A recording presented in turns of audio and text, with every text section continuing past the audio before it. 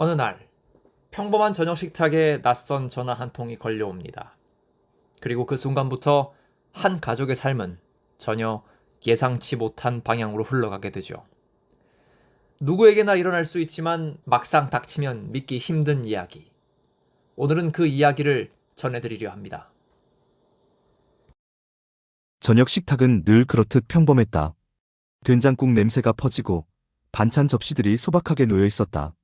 정민은 국을 덜어주며 퇴근한 아들의 얼굴을 바라봤다. 현우는 직장에서 돌아온 지 얼마 되지 않아 피곤해 보였다. 이제 30살. 중소기업에 입사한 지 1년 남짓.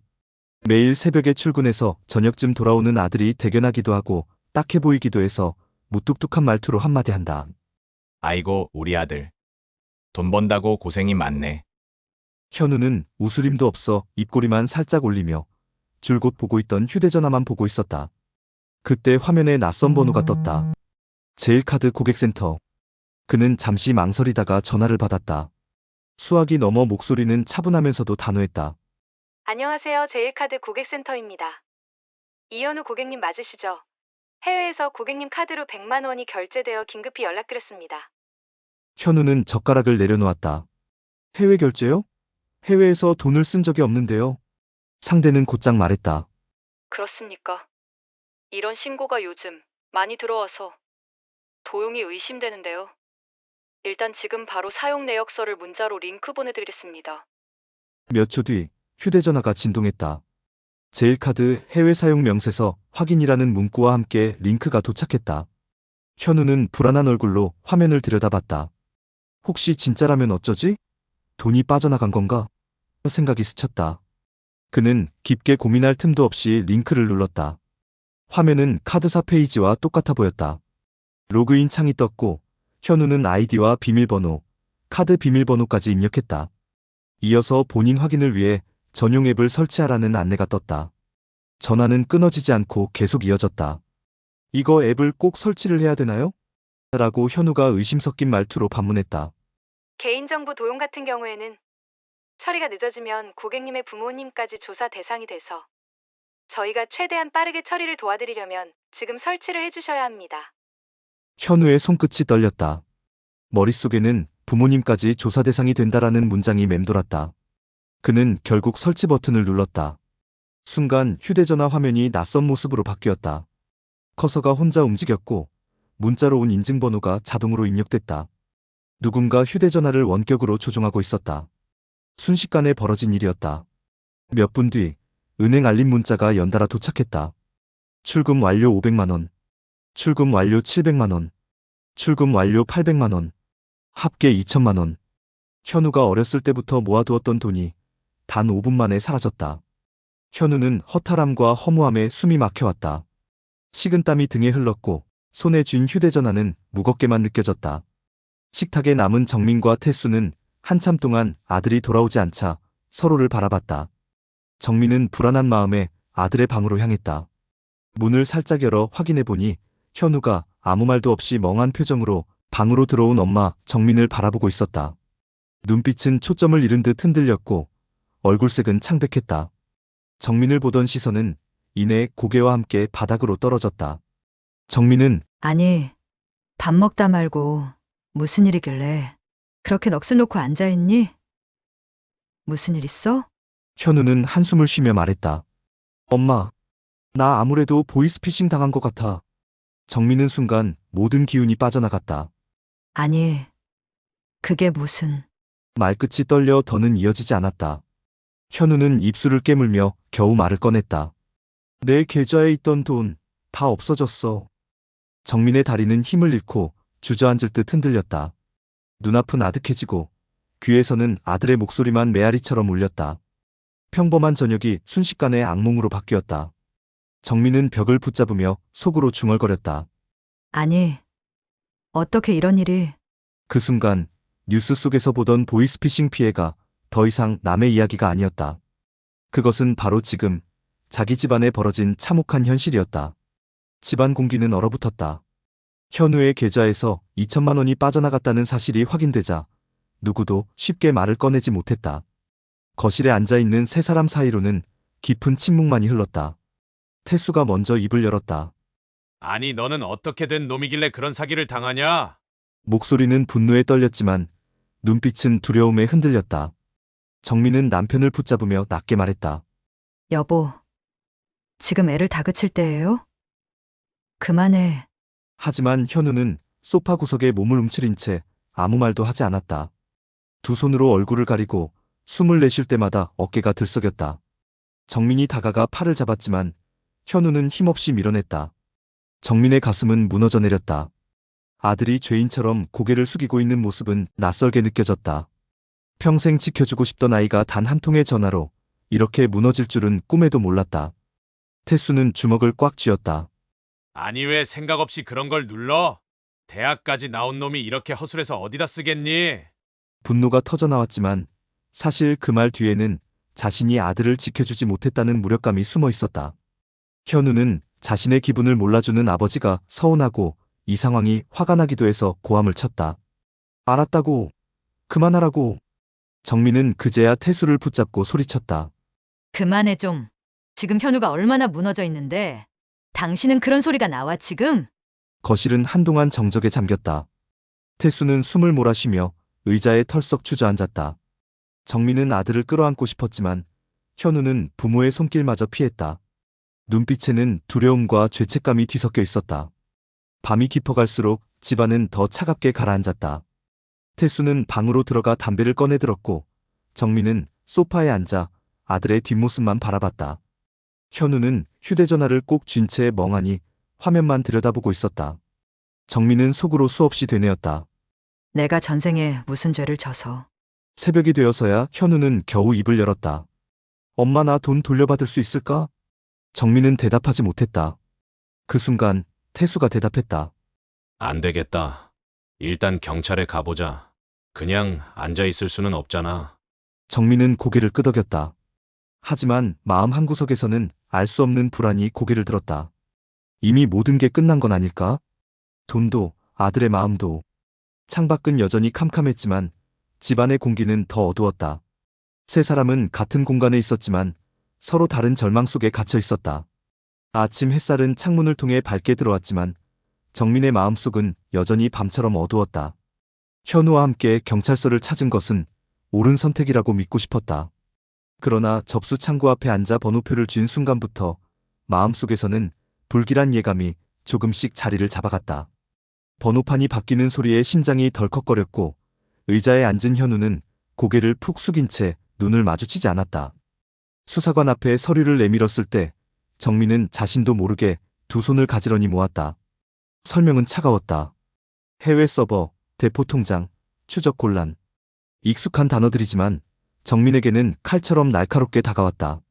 수사관의 목소리는 단정했지만 그 안에 해줄 수 있는 게 거의 없다는 뉘앙스가 담겨 있었다. 정민은 눈을 깜빡이며 애써 표정을 숨겼다. 옆자리의 현우는 작은 웃음을 흘렸다. 그것은 포기한 자의 웃음이었고 정민의 가슴을 찢어놓았다. 진술서를 작성하라는 안내가 이어졌다. 현우는 펜을 잡고도 쉽사리 글자를 쓰지 못했다. 손끝이 미세하게 떨렸고 종이는 울렁거렸다. 결국 첫 줄을 쓰기도 전에 펜촉이 멈췄다. 정민은 아들의 어깨를 바라보다가 펜을 받아들었다. 자신이 대신 써내려가야 했다. 아들이 겪은 과정을 하나하나 옮겨 적는 동안 마음속에서는 불길이 번지는 것처럼 화가 치밀었다. 하지만 그 화는 범인에게 향한 것이 아니라 자신에게 쏠렸다. 왜 눈치채지 못했을까? 왜 지켜주지 못했을까? 잉크가 번질수록 후회는 더 진하게 번졌다. 옆자리에서 다른 신고자가 작게 중얼거렸다. 중년의 남성이었고 목소리는 깊은 체념이 묻어났다. 대출을 빙자한 사기로 전 재산을 잃었다는 푸념이 들렸다. 정민은 고개를 돌리지 않았지만 귀는 그 말에 사로잡혔다. 낯선 사람의 한숨이 곧 자신의 현실과 겹쳐졌다. 피해자들은 다르지 않았다. 누구든 한순간에 무너질 수 있었다. 서류를 제출하고 경찰서를 나섰을 때 정민은 다리가 무거워 발걸음이 떨어지지 않았다. 현우는 한동안 아무 말도 하지 않았다. 계단을 내려오는 발걸음이 힘겨워 보였고 얼굴은 한층 더 창백해졌다. 마치 피가 빠져나간 듯했다. 정민은 그 뒷모습을 지켜보며 마음속에서 다짐했다. 무너져선 안 돼. 내가 버텨야 해. 길을 건너던 현우가 갑자기 발걸음을 멈추더니 낮게 중얼거렸다. 엄마, 그냥 있자. 어차피 돈 못 돌려받잖아. 짧은 한마디였지만 정민의 가슴은 내려앉았다. 눈물이 차올랐으나 울 수 없었다. 아이 앞에서 눈물을 보이는 순간 현우는 더 무너질 것 같았다. 대신 정민은 속으로 다짐했다. 끝까지 해보자. 돈을 돌려받지 못하더라도 그냥 무너지게 두진 않겠다.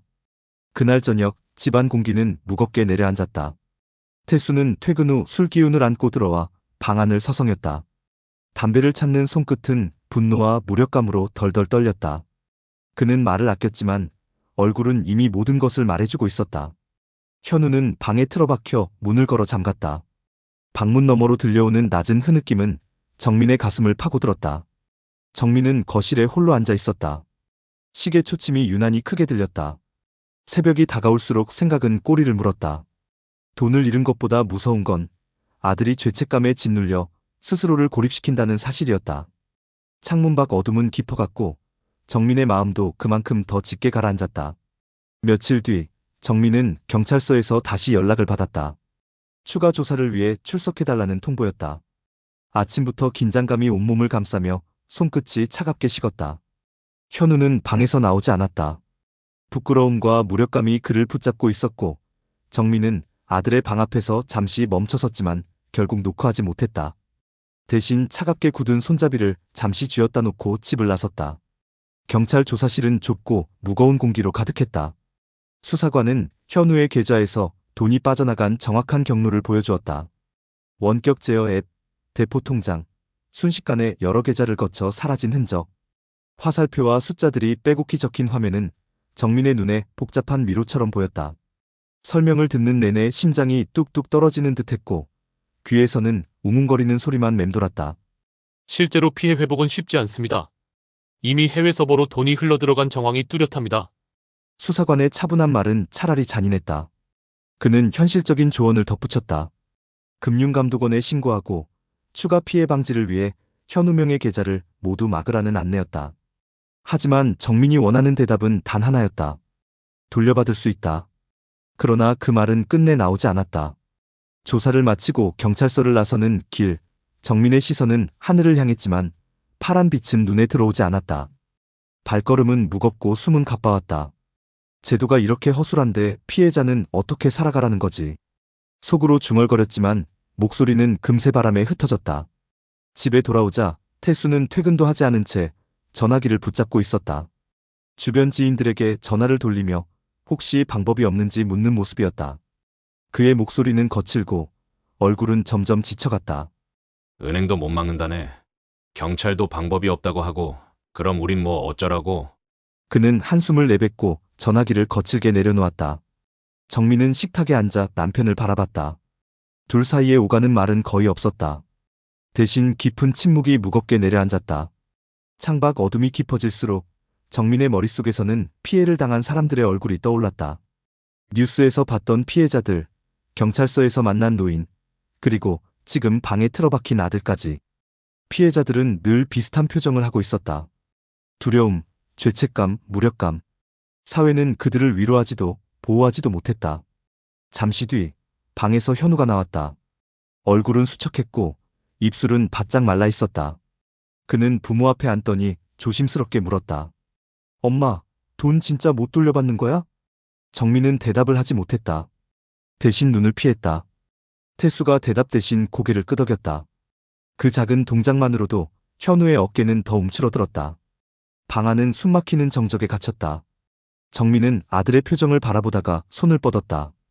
그러나 현우는 다시 방으로 몸을 돌렸다. 발걸음은 느렸고 등은 축 늘어져 있었다.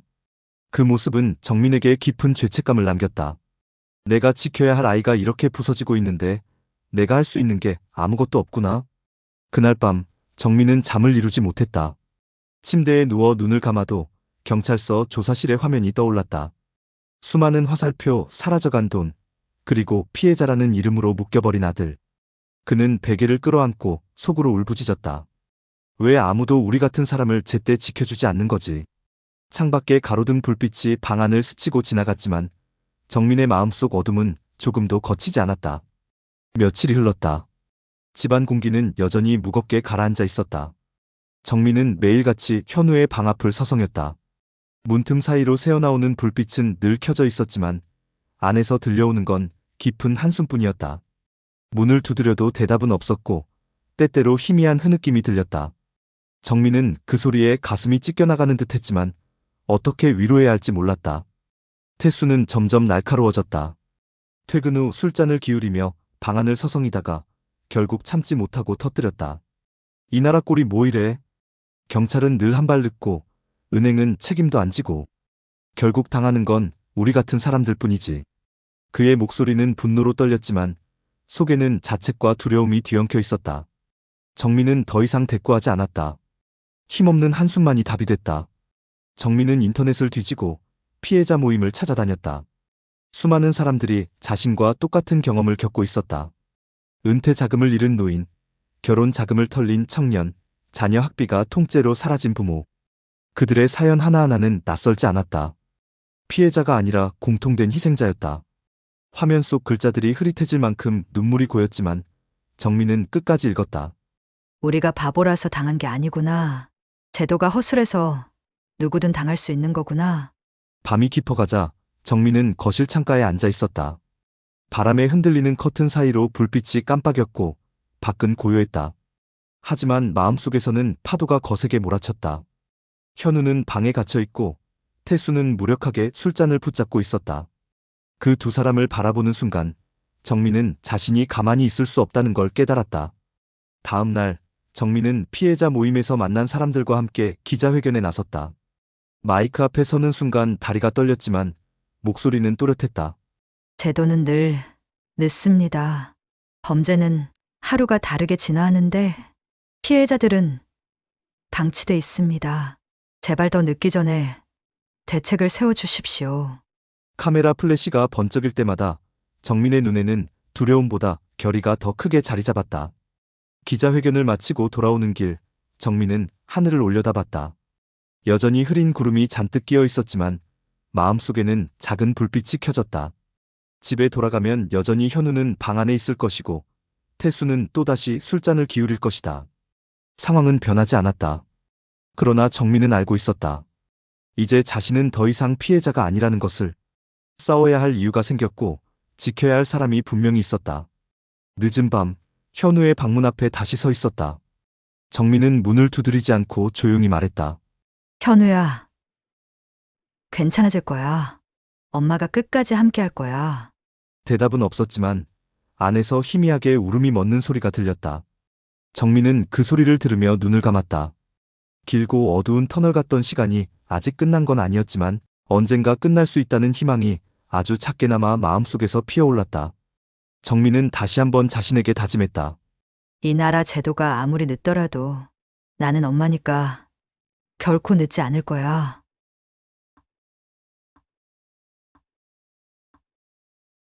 라디오 극장 JBS